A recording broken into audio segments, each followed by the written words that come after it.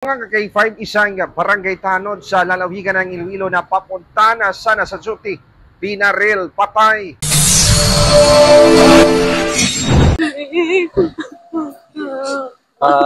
Kumagulhol na lang nung naabutan ng K5 News Team ang tatlong anak ng biktima na si Carmelino Miner Jr., 51 anyos, matapos ang barilin sa Zone 4B, Barangay Amparo sa bayan ng Pavia sa Iloilo. Ayon sa isang residente, patungo na sa sana sa bayan noong alas 8 ng gabi, Marso 22. May narinig ito isang putok pero hindi nito pinansin. Pagbalik nito at para pauwi na sana, nailawan ng kanyang motorsiklo ang isang tao at inakalang lasing lang at noong nilapitan nito, dito na nakita na isa pa ng barangay tanod, may sugat na sa bunganga at hindi na gumagalaw. Ayon naman sa investigasyon ng pulisya, may tama sa kaliwang bahagi ng dibdib ang biktima dahilan ng kanyang agarang pagpanaw.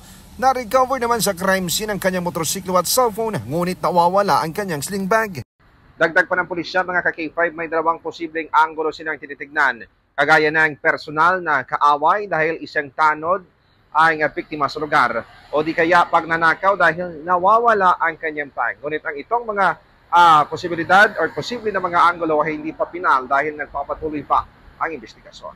Para sa Network News mula dito sa lalawigan ng Iloilo, ako naman si K5 Aaron Refollo para sa Kampiyon na Balita, serbisyo publiko at kasiyahan sa bawat Pilipino. K5 News AM.